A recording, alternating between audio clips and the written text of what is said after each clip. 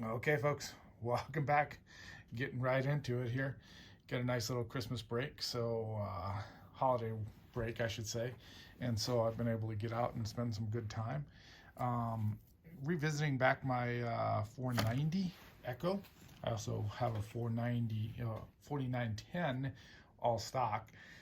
So what I did is down in here, I'm going to get some light in here. You can kind of see when I did some port work on this, and I just put flat plates on there.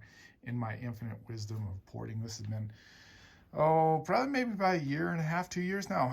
I was an idiot, I think, going in there. So even though it's stronger with the port work that I've done and changed the numbers on, it's not fully where I'm thinking it should be. And that's probably because of the plates. And the reasoning I did that, I think I made a video a while back how I was going to revisit. So here's the stock cap, and you can kind of see how it's really, it takes up a lot of space in that transfer, upper transfer, deflecting and changing it.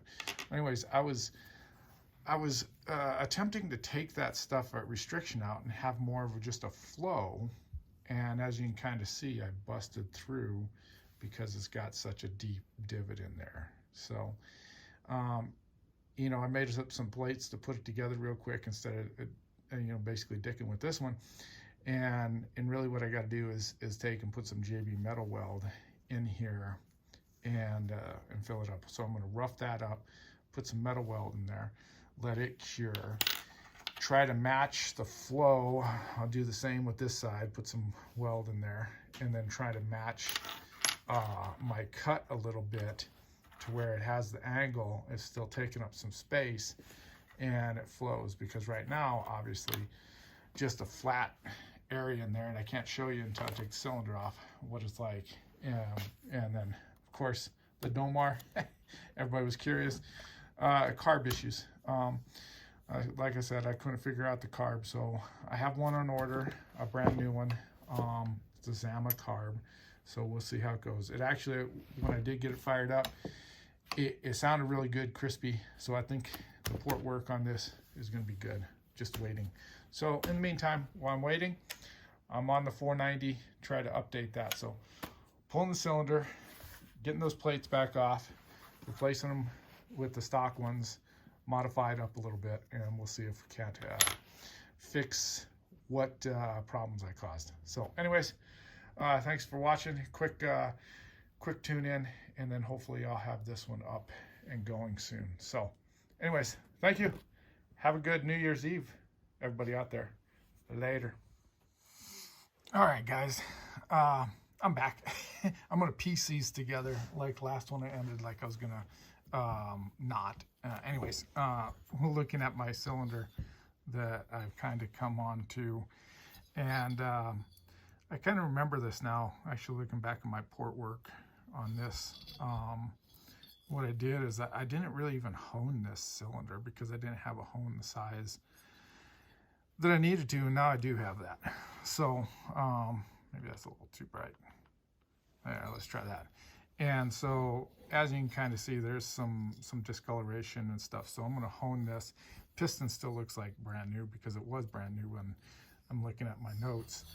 But you can kind of see the transfers in there, and I'm going to go back in now that I see this, and I'm going to at least make this, these were staggered, I'm going to make this even across there, and I'm just going to kind of free ball it with porting and take a couple more degrees, because when I did this, it started out life, looking back at my numbers, as having a squish of 47 thousandths, so it was a lot. And this is just base gasket delete, right? I didn't cut the base or anything like that. I got it down to 29 thousandths. Okay, 29 thousandths, that would work. It's got a slight dome to the piston, which would be okay. Original numbers were 117 on the exhaust, 127 on the transfers, or at least the one that fires first, this one over here. And then looking at it, the intake was at 83. And 83 because if you look at it on this side, you can kind of see right in there, there's like this little divot down in there. And so it kind of V'd down pretty hard. So that's kind of why it had 83. So what I did was I actually put some floored with some JB weld on there. And so that's what you're seeing in here just a little bit, is that floor is just a little bit textured, some dimpling. did some lungs up there.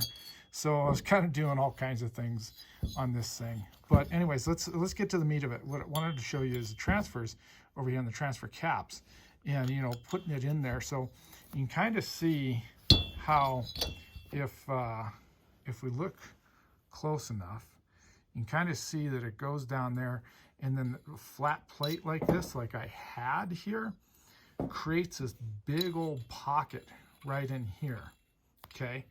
And it created a pocket. You can kind of see if it was flat, it's like a big area in there. And there's your bottom feed transfers.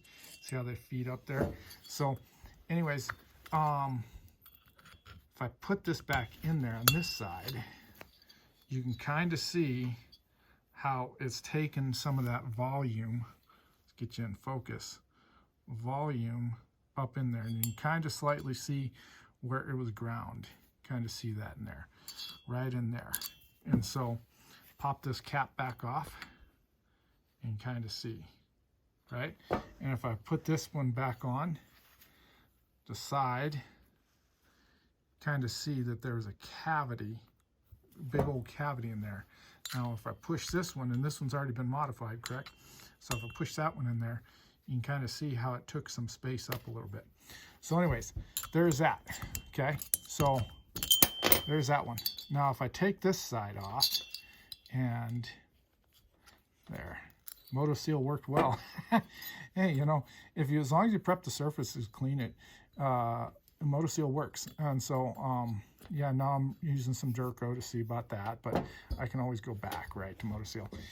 So now let's see if we can see that area in there of pocketing. Let's see if we can go in there and you kind of see how it really takes up a lot of room in there, right? And you can kind of really see it on this side, how it really shortens that up in here. A lot of area in there. So it really crunches it down even harder. And so there's a happy medium that I'm hoping for is I'm going to take, you know, match this side to this side. Actually, it's going to be like this. And if I can get this side to look like this side, put some JB Weld in there, hopefully that works. And then also rework the transfers, make sure that they're both firing at the same time. And there's a slight, this one's slightly lower on this side, the smaller one. A little bit more pronounced on this one, just slightly lower. So I'm going to go and even that up, look at it from there, and then we'll go from there. I didn't feel like I had to do much here, although it shows like I did do a little bit, not much though. So anyways, exhaust, I'm not going to touch that anymore. It was fairly polished, even though it shows like you can see lines, but it's fairly smooth there. So anyways, hope that explains some of the revisiting of the cylinder and what we're going to do, and then get it back together for running purposes. So stitch these two videos together, and then you have a good New Year's Eve, like I said on the last one. So enjoy yourselves. See you in the new year. Later.